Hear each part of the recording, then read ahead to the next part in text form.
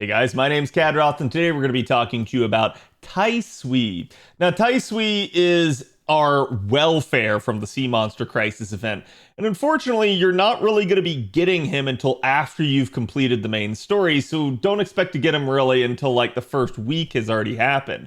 He is going to be a bonus unit in the event, so you will want to keep him in your party as much as possible, but I think you're going to see that he actually is a pretty decent bang for your buck type of welfare.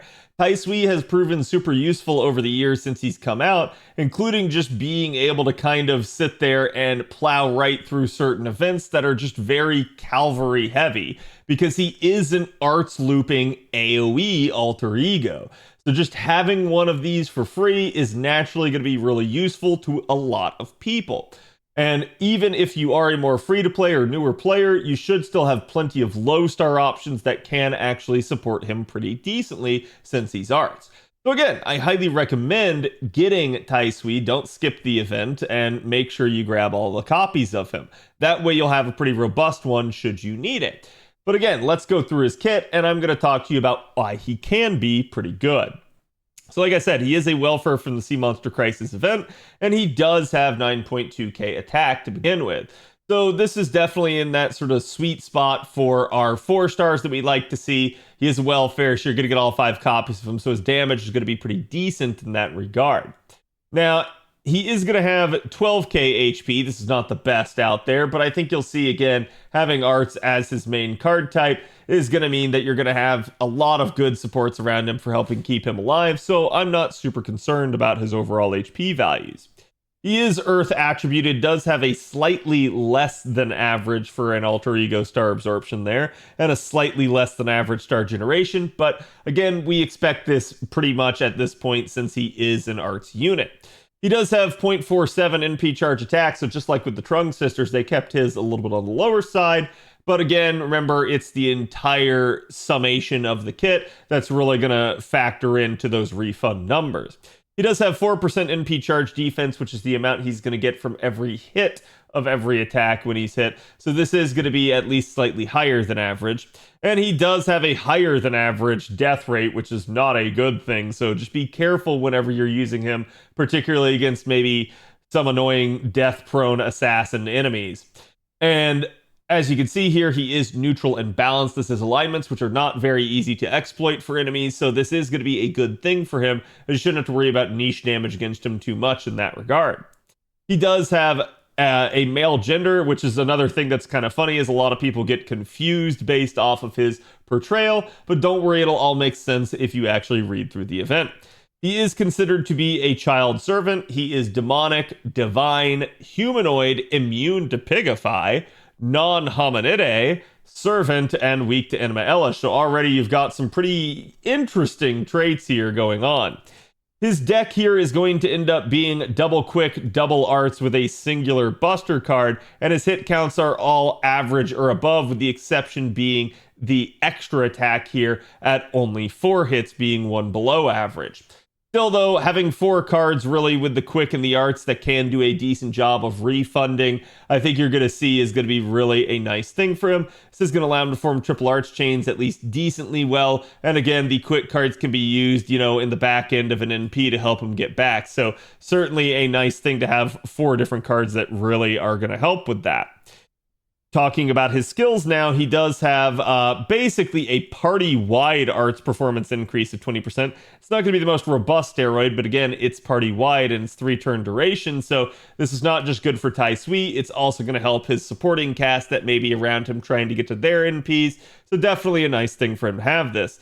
He's also got the party NP generation rate getting boosted by an additional 20%, so he's obviously going to benefit from this as well, and so will the rest of the party. And then from there, he's going to gain crit stars every single turn for 3 turns, up to 10 if you manage to lure the skill, all on a 6-turn cooldown. So really a just overall nice, very synergistic steroid that does a lot for him here. His second skill here grants one ally gut status for 1 time 3 turns, and then will also grant them debuff immunity for 1 time 3 turns. So that right there is going to make this really nice, as it is a targetable guts and debuff immunity that you can place on someone. Can obviously go on Taisui, but can also go on maybe like a Castoria or something like that if you're worried about losing them because they're vulnerable in a certain turn. So really a nice thing to have. And he does also increase buff removal resistance for the target for 1 time 3 turns up to 100%. So he can make it so that their buffs cannot be stripped of them. Even if you had something like defense buff removal that the enemy was trying to use on you, it would not work if you managed to have this skill Lord. So that would be very, very nice. Again, this can obviously be used on Taisui to help keep him alive, or you might use it on somebody that you know is going to get targeted. So it is at least a somewhat nice but situational addition to this skill. Again, all on a 6-turn cooldown. His third skill here is going to seal all enemy skills for 1 turn. Just as always, understand that 1, this is not guaranteeable, as even though it doesn't state percentages here, it can be resisted. And 2, keep in mind that if you skill seal an enemy and it doesn't have its NP, it has no other recourse other than to attack you. So just keep that in mind if you've got people that are low on health, that doing this will pretty much all but secure that they get attacked and probably die in that circumstance. So just be careful with the timing of this skill. This will also increase Taisui's own NP damage for 3 turns by an additional 30%, so not too bad. And this is definitely going to be the skill that you're going to want to lure at minimum, because it's also going to be his 30% charge skill. Now remember, we're in an era as well on JP where you're going to start getting coins for welfares, so you know you will have the servant coins for Taisui, which means you'll be able to max out the mana loading in combination with his 30% charge skill. That's going to allow you to basically just go ahead and pop this turn 1 and start him out with either a really nice 50% C, or just make it nice and easy for some other support to come in and pick up the slack and get him to full charge for that first turn. So really, it is a nice combo to have with him. Again, all of this is on a 6-turn cooldown as well, so you can see his overall cooldowns are not bad. For his passive skills, he's just got magic resistance, item construction, and divinity. Again, the debuff resistance is going to be pretty nice here. The debuff success rate is a little bit okay, but not too big of a deal. And the divinity here is going to just add some extra flat damage. Talking about his appends, though, his third append is going to be one that you're going to want to pay attention to. The good news with Taisui is, like I said, you'll get the coins, so I highly recommend investing in all of Taisui's appends. And the reason why is because, again, he's an alter ego, so he's already 1.5 times effective against an assassin class. So then if we combine that with an additional 30% extra attack up against assassins, he's going to be not quite fully effective, but definitely a lot closer than most other units would be. So certainly this is one to consider, and he does also have overlap with the niche on his NP. So I do think this is actually a very good third append and one of the best ones in the game to unlock. Now, from there, though, I still recommend the mana loading for exactly the reason that I stated before. It's very synergistic with his charge skills and obviously just going to help him out starting out from 0 and being able to loot.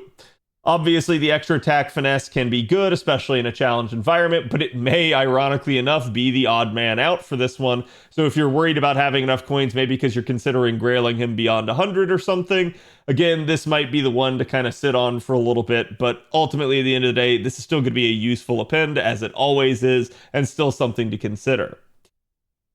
Now, talking about his Noble Phantasm, he has an arts-based AoE Noble Phantasm that is 3 hits. Again, not super high on the hit counts, and we already know he's got that low NP charge attack rate. But again, remember, he does have arts up, he does have NP gain in his kit, so he does get a little bit of extra help in terms of refunding.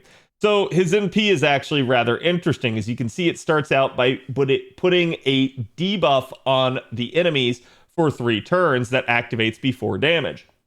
What this debuff does is whenever the target is defeated, it will then further reduce the party's defense by 20% for 3 turns, inflict curse to the enemy party for 3 turns, and inflict evil curse status to the enemy party, which will boost the curse damage by an additional 100% to that enemy team. So if he kills everything in 1 turn, you don't really care about this, but if you're in a challenge environment or maybe something manages to live, it will be weakened and cursed after the fact, making it a lot easier to sort of mop up. So definitely an interesting thing, as this is going to basically have the benefit of proccing on everyone. From here, he will also just straight up inflict the enemy with 2000 curse damage, activating first to them. So that is something to consider, is that you will pretty much always have curse as long as the enemy is not immune or resists it. And then he will deal damage to all enemies.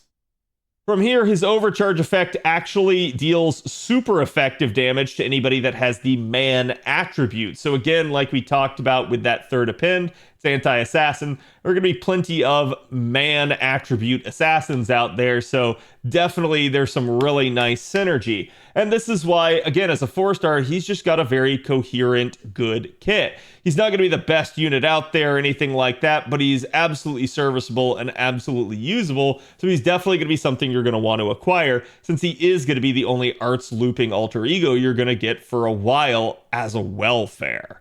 So certainly I recommend getting all the copies of him. But let's go ahead and talk about those refund numbers for you. Now, as we mentioned before, Taisui's not got a high NP charge attack rate. That being said, he actually has better refund than the Trung sisters that we just went over. So at even only 1 hit of overkill against 3 enemies, this would basically be, only killing 1 of the 3. So the majority of the time, you can assume that you will get at least 1 overkill hit against each enemy you fight. And the reason for that is just going to be because, again, you kind of need to kill the enemies to move from wave to wave or to progress deeper into a challenge. So it is what it is. So assuming you get even the 1 hit of overkill off of 1 of 3 enemies, you would still be at 58.63% with a double Castorius setup. And that's neutral too, so we're not even considering alter ego effectiveness in there for maybe additional overkill hits. If you did manage to get all enemies overkill, sorry, that was 3, thank you, yes, we did have an on-a-fly correction right there. That was 3 hits of overkill, not 1. So basically, again, 1 hit of overkill for each enemy you're facing. But if you did manage to get all your hits of overkill against Taisui, against the enemies that you're facing, Taisui would manage to get 75%, basically 75.38% refund with double Castoria. So again, you've got a little bit of leeway, but it's actually not that much, somewhere between 58 to 75% as long as you're killing the enemies. But that's just double Castoria. You could maybe put in a third support that's like a Nero Bride or a Tamamo and get even higher numbers. But this is sort of to give you an idea of what to expect. And again, these refund numbers are fairly good. This should be easily loopable even starting from 0 with numbers like this. It's not going to be necessarily a full refund, but it just at least will allow you to still work your way through as long as you have sufficient supports for charge. Now, if you're up against 3 Berserkers, this gets a little bit dicier, as only the 3 out of 9 hits of overkill will only get you to basically 46.9% refund. So you're not quite at that 50% breakpoint that you would hope. Really, you would want 49% because you would know it would round up. So you're about 3%, maybe 2% shy there. So definitely something that you would want to make sure you got even 1 more hit of overkill. So at even 4 out of 9 hits of overkill, which is certainly doable, you would basically at that point be at the 49% even against Berserkers. So Berserkers would obviously be a warning for you to say, hey, I need to pay attention to the refund a little bit more, but it wouldn't be too bad. And if you find yourself just annoyingly so close to getting another hit of overkill, remember you can potentially pre-card the NP to reduce an enemy's health value to try and secure more overkill hits. Just keep in mind that you don't want to kill the enemy, so don't accidentally crit it and kill it, because then, well, that's just making it so you're not even hitting as many enemies, and therefore you're not going to get nearly as much refund. So, but pre-carding has always been a trick that you can try to do in order to make it work. Now, again, you're probably going to want something like, say, Ocean Flyer then against Berserker enemies. But for pretty much everybody else, starting from 0 is absolutely possible. So Black Grail is going to obviously be the recommendation. Remember, you don't have to use Black Grail if you don't have it. You could try to use something like Angel's Song, Heaven's Feel, Dragonkind. Any of those will actually work as a decent substitute. Obviously, for old welfare Cs, Royal Icing still going to be a recommendation. It's starting from 0, but it gives arts up and NP damage. And again, he doesn't really have any invuln pierce or anything in his kit, so Honey Lake, obviously, this goes without saying, is really good. And if you need invuln pierce, but you want a much more recent CE, the recent Valentine's event had one, so this would obviously be one if you manage to roll it. It's also got NP damage and NP generation rate on it. It's all attack scaling, which is exactly what we want on our CEs if we're looking for targets to level.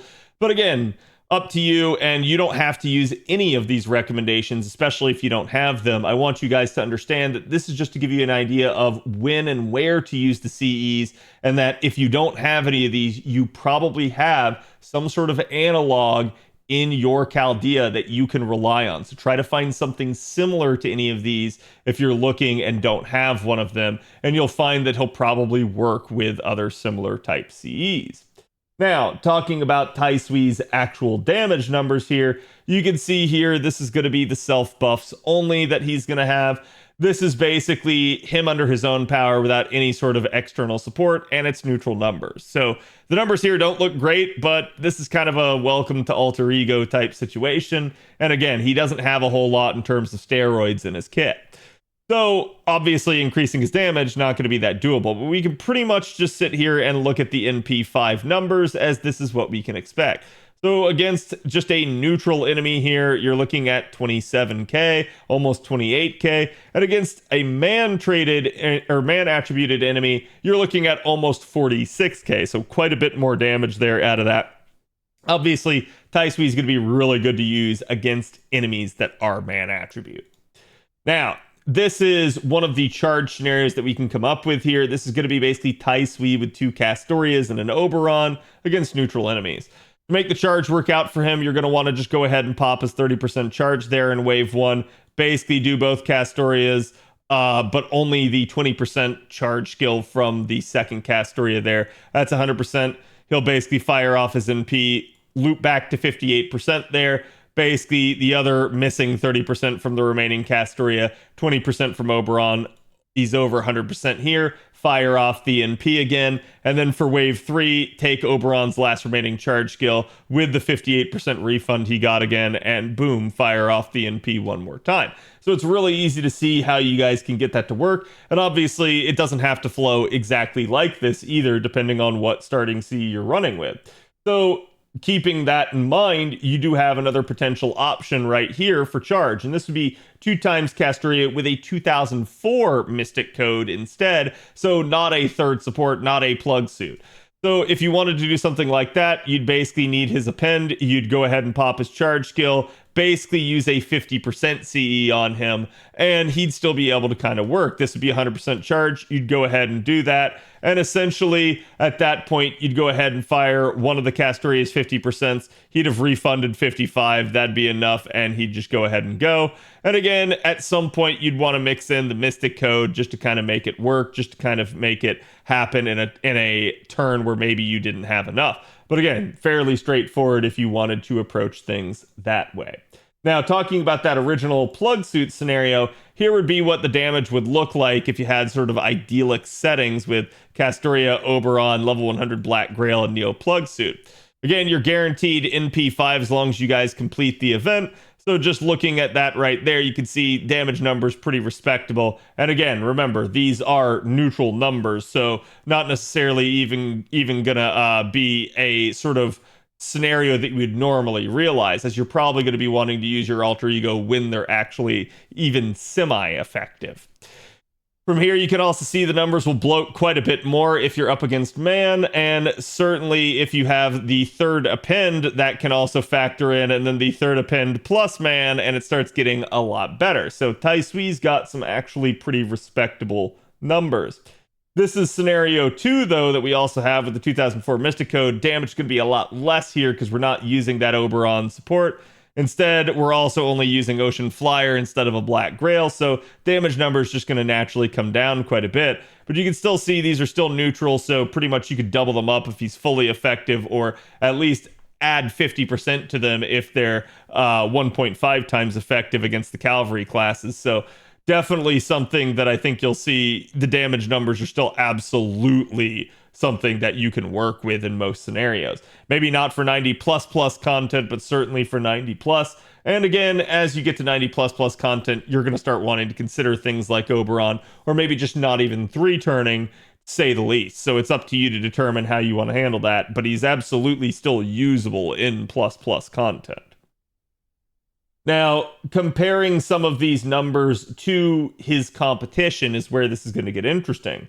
So we're going to go ahead and take the Kiara Arts Resist down, basically, which can fail or succeed. And so that's what the bracketed number versus the unbracketed number is going to be. But basically, we've got 2 times Castrea, Oberon, a level 100 Black Grail, and Neo Plug Suit here. And you can see right there, just comparing that to the original one, Taisui with no niches in play was at 323, which basically Kiara coming out at NP1 at 327. So that is a thing. You may have a weird ruler niche in play with Kiara, but that is what that is. And again, I'm just going to say this is also just assuming neutral numbers. So Taisui could absolutely outscale Kiara at NP1, but the second we start talking even NP2, Kiara's damage numbers just start getting a whole heck of a lot better, as you would start needing basically the actual niches in order to pull ahead. Now, next up here we have Okitan, and this does not include Okitan's third append, which is anti-caster, because that would be an interesting thing, but that would also be like comparing it, I guess, to, at that point, Taisui's third append, where his is anti-assassin. So you can see this at least is double K and Skya Oberon with a level 100 cranking. You guys are actually about to get cranking on an A here from the Bunyan event that'll be coming up right after Sea Monster Crisis. So that's going to be a really nice welfare sea you're not going to want to miss out on. But again, this is not a Black Grail comp either, and you can still see the damage numbers are quite good, but a lot of that's going to be sort of heavy lifting by Oberon in the long run. Now, keep in mind, Okitan can double up skills and stuff with Kai and Skya, but really, you're going to be trying to look in the same way as you're going to be looking for Man for Taisui, you're going to be looking for Sky for Okitan. And the second you start getting that, the damage numbers start getting a whole heck of a lot better. So that is something to be considered as, again, I think Taisui being a welfare is going to sort of raise the bar, sort of the minimum standard, if you will, for a lot of these other units. Now, I can compare these to a whole bunch of other ones. The big one I'm just going to go ahead and mention here is going to be Habitrot. Habitrot is a welfare unit as well, so everybody should have access to her as long as they've done LB6. But this should give you an idea of at least Habitrot, who is a rider, up against someone like Taisui there. Habitrot will have the 2 times effectiveness to Taisui's only, 1.5. But still, it's an interesting thing, and you can see the damage numbers here in comparison. Taisui's 323 there on wave 3 versus Habitrot's 321. So still pretty comparable in that regard. So Taisui does manage to hold his own. So again, let me know what you guys think about Taisui. I can't really ask you about your favorite ascension for him because he's a welfare. He only has the one. But do you guys actually like his kit? And do you see yourself using him, or are you going to still keep using other existing alter egos that you already have? I'll be curious to hear you guys' thoughts, and I will see you guys for the next one.